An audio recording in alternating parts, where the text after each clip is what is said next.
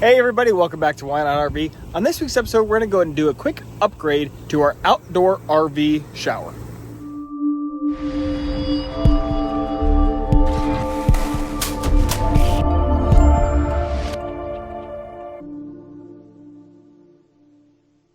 Remember, if you want to learn more and make less mistakes while RVing, be sure to hit that subscribe button, drop a like and a comment down below. I appreciate it. Thanks for watching.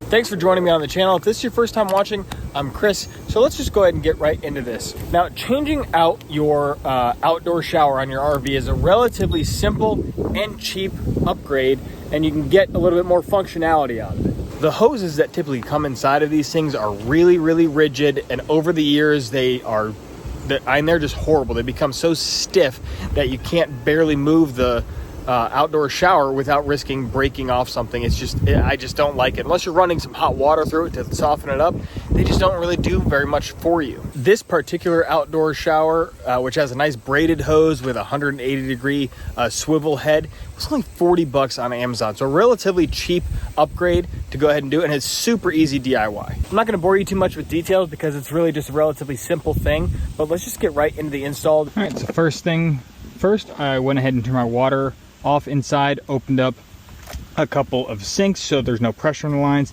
I'm going to go ahead and remove my screws. As you can see, this one was already completely backed out and loose, just very loose inside. So that one I have to just come out as I pull this whole thing off.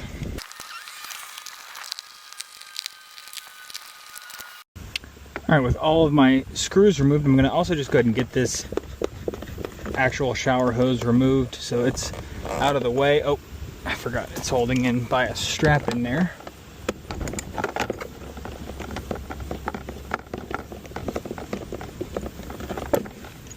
Let's get that out of the way.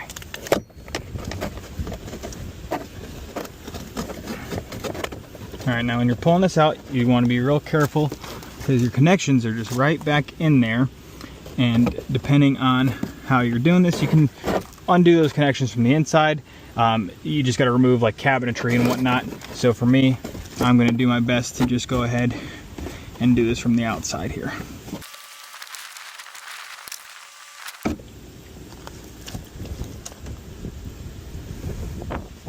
All right, that's it. It's all disconnected.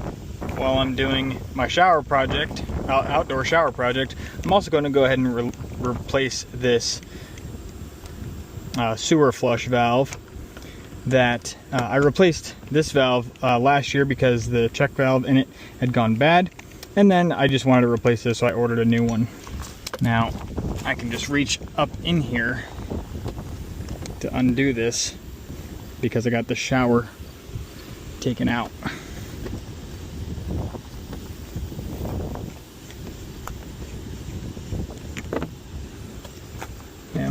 All right, so now I got a new one. I'm just gonna go ahead and get connected on here. Make sure the threads are going on straight. I'm gonna start it by doing it from the outside just because it's easier. And I'm just holding the inside with a little bit of pressure so it's not touching the wall here. And I want this right side up to get the holes to line up.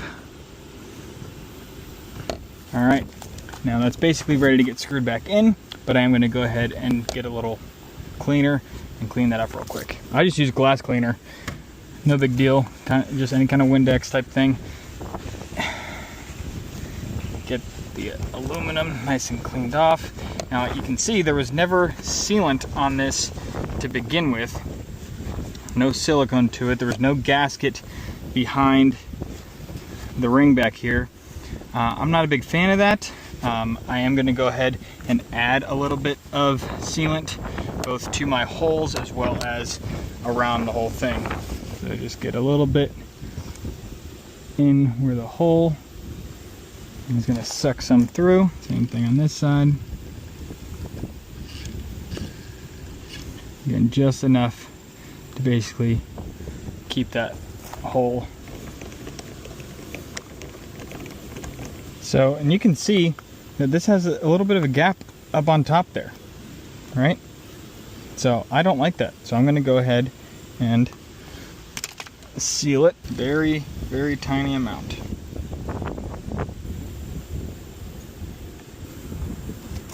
All right. Looks good to me. Simple. All right, we're gonna go ahead and prep our new shower here. Let's get everything out of here. Hose, handle, fixture. Very simple process.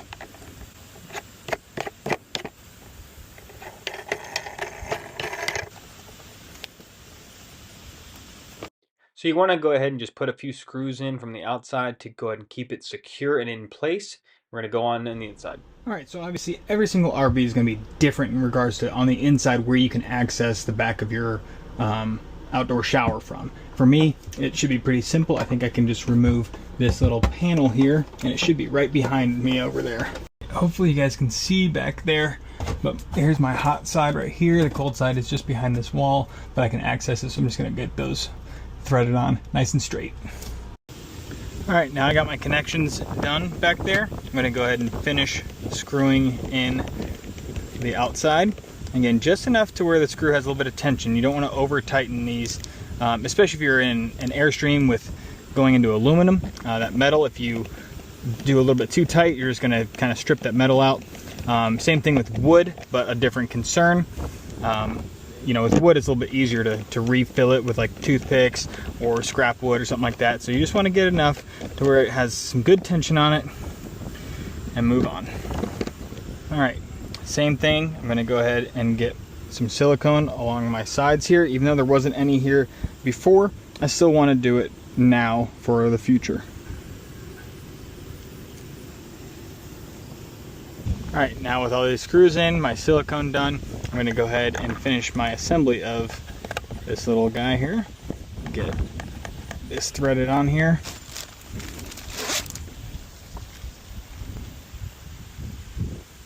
All right, I'm actually going to replace this rubber fitting. It's going to go, actually, it looks like an aerator already, but no, I'm going to go ahead and remove and put this screen in here.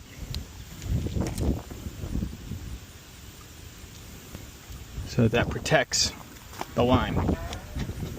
Again, this is just getting hand threaded, nice and snug, but not over tight. Okay.